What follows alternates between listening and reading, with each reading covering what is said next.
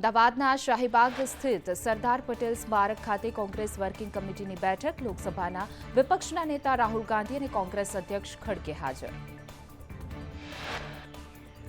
તેલંગાણાના મુખ્યમંત્રી રેવંત રેડ્ડી, કર્ણાટકના મુખ્યમંત્રી સહિતના દિગ્ગજ નેતાઓ સરદાર સ્મારકમાં ઉપસ્થિત છે.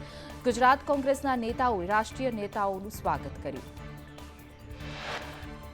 કોંગ્રેસના દિગ્ગજ નેતા સોનિયા ગાંધીનું સ્વાગત કરવામાં આવ્યું. સાંસદ ગેનીબેન ઠાકોર સહિતના ગુજરાતના નેતાઓએ કચ્છી શાલ ઓઢાડીને સ્વાગત કર્યું. સાંજે 5 વાગે ગાંધી આશ્રમમાં ભજન પ્રાર્થના સભા યોજાશે. પ્રાર્થના સભામાં સોનિયા અને રાહુલ ગાંધી સહિત કોંગ્રેસના રાષ્ટ્રીય નેતા હાજર રહેશે. અમદાવાદના રિવરફ્રન્ટ ખાતે આવતીકાલે 2000 નેતાઓ રાષ્ટ્રીય અધિવેશનમાં હાજર રહેશે. વિવિધ રાજ્યના કોંગ્રેસ પ્રમુખ ઉપસ્થિત રહેશે.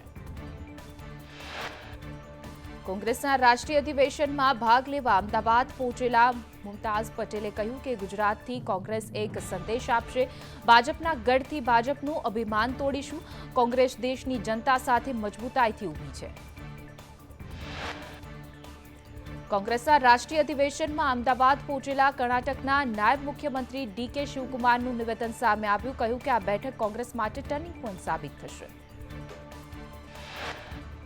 કોંગ્રેસ નેતા પાલ આંબલિયાના ભાજપ પર પ્રહાર. કહ્યું કે ભાજપ શહેર પ્રમુખ દારૂ પીને હોબાળો કરી કાયદાનું ઉલ્લંઘન કરી રહ્યા છે. ગૃહમંત્રીની કરની અને કથનીમાં ફેર છે. પાલ આંબલિયાએ કહ્યું કે ગૃહમંત્રી કહે છે કે કાયદામાં રહેશો તો ફાયદામાં રહેશો, પરંતુ ભાજપ પદાધિકારીઓ કાયદામાં નથી રહેતા. આંબલિયાએ પૂછ્યું કે ભાજપના પદાધિકારીઓ સામે પગલાં લેવાશે. કોંગ્રેસના રાષ્ટ્રીય અધિવેશન માટે નેતાઓ અમદાવાદ પહોંચ્યા છે. ત્યારે સલમાન ખુરશીદ, મીરા કુમાર, પવન ખેરા સહિતના નેતાઓ અમદાવાદ પહોંચ્યા છે. અખિલેશ પ્રસાદે કહ્યું કે કોંગ્રેસ અમદાવાદથી કમબેક કરશે. કોંગ્રેસ નેતા અભિષેક મનુ સંઘવીએ કહ્યું કે નવી ઉર્જા, નવી ગતિ અને નવી દિશા સાથે આગળ વધીશું. દરેક રીતે કોંગ્રેસનું પુનઃનિર્માણ થશે. તો સલમાન ખુરશીદે કહ્યું કે સરકાર લોકોને પોતાના હક નથી આપી શકતી. મીરા કુમારીએ કહ્યું કે હું ગુજરાતની ભૂમિને નમન કરું છું. કોંગ્રેસને ગુજરાતે મજબૂતી આપી છે. કોંગ્રેસના નેતા પવન ખેરાએ પણ કહ્યું કે અમેરિકા સામે શું રણનીતિ છે, જાહેર કરવું જોઈએ.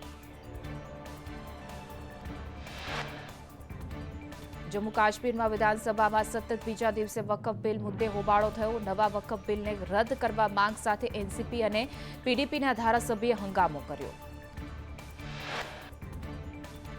એડીઆરના રિપોર્ટ પ્રમાણે વર્ષ 2023-24માં ભાજપને 2243 કરોડથી પણ વધુનું દાન મળ્યું.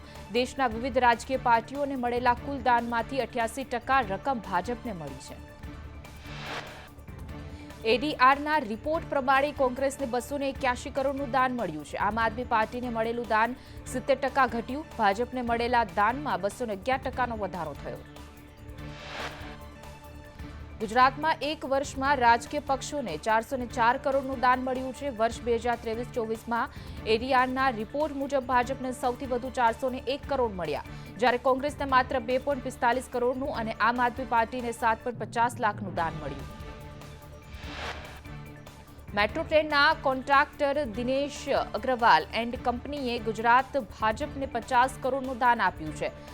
એચએન, સફલ અને સફલ ગોયલ ઇન્ફ્રાસ્ટ્રક્ચર કંપનીઓએ 25 કરોડનું દાન આપ્યું છે. ગુજરાત ભાજપને ઇન્ટાસ ફાર્મા, કેડિલા ફાર્મા, ટ્રોફિકા ફાર્મા, કોરોના રેમિડેઝ અને એરિસ લાઈફ સાયન્સ સહિતની ફાર્મા કંપનીઓએ 60 કરોડનું દાન ધર્યું છે. સૌથી વધુ ઇન્ટાસ ફાર્માએ એકલાએ હાથે 25 કરોડ આપ્યા છે. ઉત્તર પ્રદેશમાં કાયદાનું શાસન ધરાશાયી થયું હોવાની સુપ્રીમ કોર્ટની ટિપ્પણી છે. સિવિલ વિવાદને ક્રિમિનલ કેસમાં તબદીલ કરવા મુદ્દે સુપ્રીમ કોર્ટની નારાજગી. બ્લેક મન્ડે બાદ ભારતીય શેરબજારમાં મજબૂત રિકવરી જોવા મળી. સેન્સેક્સમાં 600 પોઈન્ટથી વધુનો ઉછાળો જોવા મળ્યો, તો નિફ્ટીમાં પણ 370 પોઈન્ટથી પણ વધુની તેજી. ગઈકાલના ઘટાડા બાદ આજે મોટો ઉછાળો. સેન્સેક્સ 74,000ની સપાટી પરત મેળવી છે, તો નિફ્ટીએ 22,500ની નજીક પહોંચ્યો. રાજ્યમાં આગ દઝાડતી ગરમીની શરૂઆત થઈ છે. તાપમાનનો પારો 45 ડિગ્રીને પાર પહોંચ્યો છે. આજે કચ્છમાં હીટવેવનું રેડ એલર્ટ અપાયું. કચ્છનું કંડલા સૌથી વધુ 45.3 ડિગ્રી તાપમાન સાથે હોટેસ્ટ સિટી બન્યું. રાજ્યના 13 જિલ્લાઓમાં તાપમાન 40 ડિગ્રીને પાર નોંધાયું. બનાસકાંઠાના ડીસામાં 43.2 ડિગ્રી તો અમદાવાદ અને ગાંધીનગર વાસીઓ 42.9 ડિગ્રીમાં શેકાયા, જ્યારે વડોદરામાં 41.6 ડિગ્રી તાપમાન નોંધાયું. 44.2 ડિગ્રી સાથે રાજકોટ સૌરાષ્ટ્રનું હોટેસ્ટ સિટી બન્યું, જ્યારે સુરેન્દ્રનગરમાં 44 ડિગ્રી તાપમાન અને કેશોદવાસીઓ 41.8 ડિગ્રીમાં શેકાયા. મુખ્યમંત્રી ભૂપેન્દ્ર પટેલ નર્મદા પરિક્રમા પથ પર પરિક્રમાવાસીઓને મુલાકાત કરી હતી. મુખ્યમંત્રીએ પરિક્રમાવાસીઓનો અનુભવ જાણ્યો. સીએમએ રામપુરા ઘાટ ખાતે માં નર્મદાની પૂજા અર્ચના કરી. સીએમ ભૂપેન્દ્ર પટેલે પૂજા બાદ પ્રસિદ્ધ રણછોડરાય મંદિરે દર્શન કર્યા. પરિક્રમાની વ્યવસ્થાને લઈને અધિકારીઓ સાથે બેઠક પણ કરી. અત્યાર સુધી પરિક્રમા માટે 1.5 લાખ શ્રદ્ધાળુઓ ઉમટ્યા છે. ગાંધીનગરમાં ટ્રાફિકના નિયમોનો ઉલાળ્યો કરતા સરકારી કર્મચારીઓ. આરોગ્ય કર્મચારીઓની હડતાલ બાદ એક બાઇક ઉપર 4 કર્મચારીઓ નીકળ્યા. 4 સવારી એવું કર્મચારીઓ વિડીયોમાં બોલ્યા. ગીર સોમનાથમાં ખાતરની કૃત્રિમ અછતના પગલે ખેડૂતો પરેશાન છે. ભારતીય કિસાન સંઘે કૃષિ મંત્રીને રજૂઆત કરી છે કે ખેડૂતોને ફરજિયાત નેનો ખાતર ખરીદવા ફરજ પાડાઈ છે.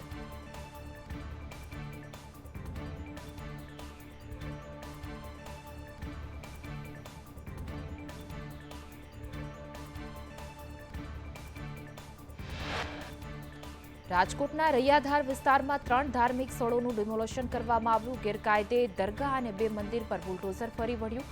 પોલીસના ચુસ્ત બંદોબસ્ત વચ્ચે ડિમોલેશન હાથ ધરાયું.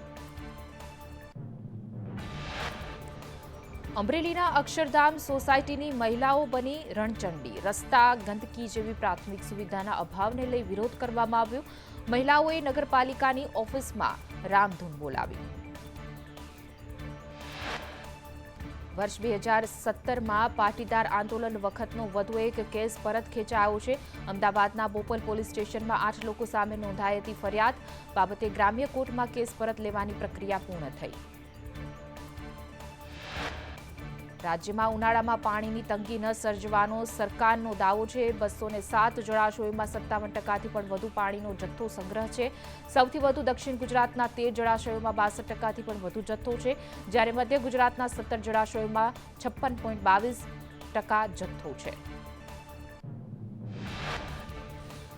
રાજ્યમાં એકલા સરદાર સરોવર ડેમમાં 61%થી પણ વધુ પાણીનો જથ્થો સંગ્રહિત છે. સૌરાષ્ટ્રના 141 જળાશયોમાં 44.44% જળ સંગ્રહ છે, જ્યારે કચ્છના 20 જળાશયોમાં 41%થી પણ વધુ જળ સંગ્રહ. ઉનાળાની આકરી ગરમી વચ્ચે મોરબીમાં પાણીની સમસ્યા. મનપા વિસ્તારમાં આવેલા લાયસન્સ નગરના લોકોએ પાણીની સમસ્યાને લઈને હલ્લાબોલ કર્યો. સુરેન્દ્રનગર ધાંગધ્રાના દૂધરેજ ગામમાં પીવાના પાણીની સમસ્યાને લઈને સ્થાનિકોએ ચક્કાજામ કર્યો. ચક્કાજામ કરનાર ગ્રામજનોની પોલીસે કરી અટકાયત. રજૂઆતો છતાં પ્રશ્નોનો નિવડો ન આવતા ચક્કાજામ કર્યો. અમદાવાદના જીવરાજ પાર્કમાં આગમાં 2ના મોતના મામલામાં 3 કર્મચારીઓને શોકોઝ નોટિસ પાઠવવામાં આવી છે. આસિસ્ટન્ટ ટીડીઓ કાંતિ દાફડાને શોકોઝ નોટિસ આપી. એસ્ટેટ ઇન્સ્પેક્ટર રાજેશ જીવાણીને અને એસ્ટેટના સબ ઇન્સ્પેક્ટર નિકુંજ પરમારને પણ નોટિસ પાઠવવામાં આવી છે. અરજી મળવા છતાં કામગીરી ન કરવા બાબતે નોટિસ આપવામાં આવી.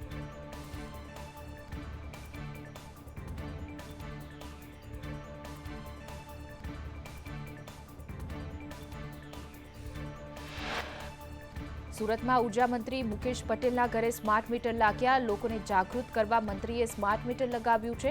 મુકેશ પટેલે કહ્યું કે સ્માર્ટ મીટરથી વીજ બિલમાં વધારો થતો નથી. નડિયાદ એક્સપ્રેસ હાઈવે પર 2 ટ્રક વચ્ચે અકસ્માત બાદ એક ટ્રક પલટી ગઈ હતી. ટ્રક પલટતા મકાઈ ભરેલી ગુણો રોડ પર વેરાઈ ગઈ. રાજકોટના જેતપુરમાં શ્રી વિનાયક પ્રિન્ટ કારખાનામાં આગથી દોડધામ મચી હતી. 2 ફાયર ફાઇટરે આગ પર કાબુ મેળવ્યો. કારખાનામાં કાપડનો જથ્થો બળીને ખાખ થયો. કારખાનામાં આગ લાગવાનું કારણ હજુ અકબંધ. મણિપુર નાગાલેન્ડનું all India permit gun licence કૌભાંડમાં સુરતમાં તપાસનો ધમધમાટ. સુરત પોલીસે લાયસન્સ લેનાર 30 વ્યક્તિઓની ઉલટ તપાસ શરૂ કરી. સુરતમાં મણિપુર નાગાલેન્ડ લક્ઝરી બસ પાર્સિંગનો રાફડો. અમદાવાદમાં ચોઇકા ફાર્માસ્યુટિક કંપનીનું ઈમેલ આઈડી હેક કરી 49 લાખની છેતરપિંડી. અજાણ્યા શખ્સોએ કંપનીના ઈમેલ સાથે છેડછાડ કરી ખોટા એકાઉન્ટમાં નાણાં ટ્રાન્સફર કર્યા. સાયબર ક્રાઇમે ગુનો નોંધી વધુ તપાસ હાથ ધરી. નવસારીમાં સિવિલ હોસ્પિટલમાં કેદી ફરાર થવાના કેસમાં 3 પોલીસ કોન્સ્ટેબલને સસ્પેન્ડ કરવામાં આવ્યા. ગંભીર ગુનાનો કેદી હાથકડી સેરવી ફરાર થઈ ગયો હતો. સિવિલમાં કેદી જાપ્તાના 2 પોલીસ કર્મચારી ઘરે ગયા હતા. 1 પોલીસ કર્મચારી લઘુશંકા માટે જતા કેદી ફરાર થઈ ગયો. 3 પોલીસ કર્મચારી ફરજમાં બેદરકારી બદલ સસ્પેન્ડ. રાજકોટમાં મહુડી વિસ્તારમાં લુખ્ખા તત્વોનો આતંક સામે આવ્યો. અમરનગર સોસાયટીમાં 2 જૂથે મારામારી કરતા સોડા બોટલના ઘા કરી આતંક મચાવ્યાની ફરિયાદ. મવડી વિસ્તારમાં લુખ્ખાઓના ત્રાસથી સ્થાનિક લોકો હેરાન પરેશાન. લુખ્ખાઓના ત્રાસથી સ્થાનિકોએ પોલીસને ફરિયાદ કરી. પોલીસે આરોપીને પકડી વધુ તપાસ હાથ ધરી. વડોદરા હિટ એન્ડ રન કેસમાં રક્ષિત ચોરસિયાની ટ્રાન્સફર વોરંટની ધરપકડ.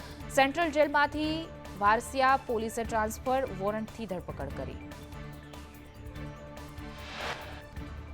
રક્ષિત અને સુરેશ ભરવાડની પૂછપરછમાં અનેક ખુલાસા થયા છે. સુરેશ ભરવાડે રક્ષિત ગાંજો લાવ્યા હોવાનું જણાવ્યું છે. સુરેશ ભરવાડના ઘરે પણ પોલીસે ફરી તપાસ કરી. પાટણ એલસીબીએ હથિયાર સાથે 2ને ઝડપી પાડ્યા છે. દેશી બનાવટના 2 તમંચા સાથે 1 બંદૂક જપ્ત કરવામાં આવી છે. ગફૂર સૈયદ જેઠા રાઠોડની પોલીસે ધરપકડ કરી. પંજાબમાં ભાજપ નેતાના ઘર પર ગ્રેનેડથી હુમલો કરવામાં આવ્યો છે. પૂર્વ મંત્રી મનોરંજન કાલિયાના નિવાસસ્થાને અજાણ્યા શખ્સોએ ગ્રેનેડથી હુમલો કર્યો. પોલીસે હુમલાને લઈ વધુ તપાસ હાથ ધરી.